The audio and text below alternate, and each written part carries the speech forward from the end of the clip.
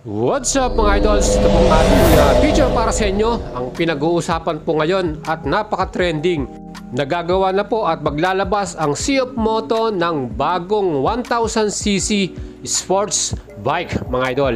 So yan po yung ating aabangan at siguradong yung concept bike na yan super futuristic at napaka-modern yan. Gaya po nitong ating bagong model dito sa Pilipinas, 800NK Sports Naked Bike. At itong ating bagong launch lang 450NK naman na sports naked bike, at talaga naman po hinigitan niya yung mga kalaban niya sa kanyang entry level na naked bike dito sa atin sa Pilipinas. At itong ating aabangan din na bagong cruiser bike from Sea of Moto, all new model 450 CLC ang kanyang pangalan. At syempre inaabangan din natin to sa Pilipinas, malapit na rin po yan, very soon magkakaroon na to ng global launch. At syempre yung presyo niyan affordable din mga idols, gaya po nitong ating 450 SR. Napaka-aggressive ng kanyang design at syempre branded lahat po ng components with Brembo caliper at inverted forks from Showa. Kita naman po ninyo kung gaano ka-innovative ang mga Sea of Moto new models na nilalabas nila. And para dito sa ating balita na meron ng 1000cc na ina-assemble or ginagawa ang ating Sea of Moto, ay posibleng mangyari yan at aalamin po natin yan pag nagkaroon tayo ng update para po dito sa ating bagong 1000cc sports bike from Sea of Moto. Ang ating pong tinitignan dito, yung kanyang B4 engine, 90 degrees po yan. Siyempre with the 200 plus HP power. Aba, ito na po siguro ang pinakamagandang sports bike from Sea of Moto. 1xBet and Eva Alfie present Sports Betting. 1xBet is a wide line and high odds. 1xBet. Play with Eva. What's up mga idol? Gusto bang kumita habang nanonood ng iyong paboritong sports? Pwede po kayong maglaro at tumaya dito sa 1xBet. Ilagay nyo po yung ating promo code 1xBoyet at magkakaroon kayo ng welcome bonus sa 7,800 pesos. Tara, mag-register na kayo at gamitin nyo ang ating. And mga idols, kung gusto nyo po ng update para sa mga presyo, installment at cash payment ang ating mga motorsiklo na available dito sa Pilipinas, again, kumpleto po tayo sa mga playlist na yan at meron tayong mga review para sa inyo mga idols. Kaya tumutok kayo sa ating YouTube channel, pakihit po ang notification bell para lagi kayong updated. At syempre, like and follow nyo ang ating FB page para sa mas marami pang detalye.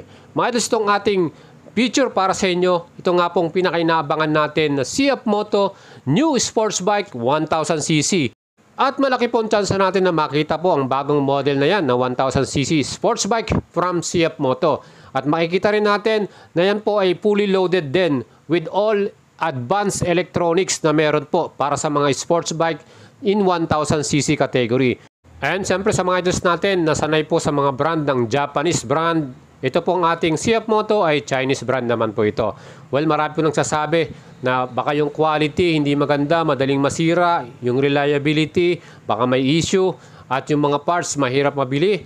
Well, mga idols, mahirap humusga pero sasabihin ko sa inyo, nasa expansion program sila, talagang pinapalakas nila yung kanilang product. Ginagawa nila globally na ma-recognize sila in terms of technology saka yung advancement. At ang ating Sea of Moto po ay merong partnership with KTM. Yan po yung Austrian company from Europe. Meron po silang collaboration. Sila pong gumagawa ng mga engine ng KTM. Katulad na lang po ng bagong labas na model ng Sea of Moto. Yan po ang 800NK mga idol. Yan po ay same engine ng KTM Duke 790. Kaya mga idols, ito pong ating KTM MotoGP bikes na meron namang engine din ng 1000cc B4 90 degrees. Pwede rin po yung magamit ng Sea of Moto para sa kanilang hinuhulma o ginagawang bagong concept bike na 1000cc na sports bike. With the technology ng KTM, syempre pa yung advancement ng kanilang mga ginagawang motor, talagang panalo yan. Kaya itong ating mga bagong lalabas na model po ng Sea of Moto, especially itong kanilang napaka-trending na 1000cc, aasahan na po natin, hindi lang siya moderno, loaded din sa mga premium components. Ang nakikita natin dyan, baka lahat na po ng pinaka-advanced electronics na andyan na po para sa ating 1000cc ng Sea of Moto. At ang isa nating katanungan dyan, magkano magiging presyohan dyan? Well, pag nakita naman po ninyo ang mga presyo ng mga B4 engine na superbike dito po sa atin sa Pilipinas, gaya po sa Ducati yung B4, nasa almost 2 million yan. At sa Aprilia, ganun din, million plus. So nakikita natin dito naman sa Sea of Moto, mas magiging affordable or abot kaya yung presyo po ng kanilang 1000cc na sports bike, ano. Of course, hindi na siguro aabot ng milyon yan. Kasi nga, ito yung kanilang trending eh. Pagdating po sa CF Moto, talagang super loaded na at high-tech yung kanyang mga electronics. Pero abot kaya yung mga presyo niya. Kaya yung mga concept bikes na meron po ngayon sa CF Moto, hindi na tayo magugulat kung yan po lumabas this year or baka sa katapusan ng taon, makita na po natin itong ating sports bike na 1000cc from CF Moto at nakalagay dyan ng mga components talagang premium at mamahalin, ano. Gaya nitong concept bike natin na sports bike, sigurado po ang mga gulong niyan, kung hindi naka-Pirelli yan, yung mga pipe or exhaust sound, naka-SC Project, yung kanyang mga caliper, naka-Brembo yan, yung suspension niya, naka-Öhlins. At pagdating naman sa mga electronics, naka-dual ABS, traction control, naka-ride-by-wire, meron na rin siyang racetrack mode. At syempre, yung makikita natin dito, yung mga electronic suspension. Yan po. So mga idols, abangan po natin lahat yan para sa CF Moto. Hindi na po tayo magtataka na pwede pong mangyari yan. Pwede rin yung ating rear suspension, naka-swing arm, single-sided yan. Aba, talagang napakalupit itong ating magiging bagong 1000cc sports bike from CF Moto.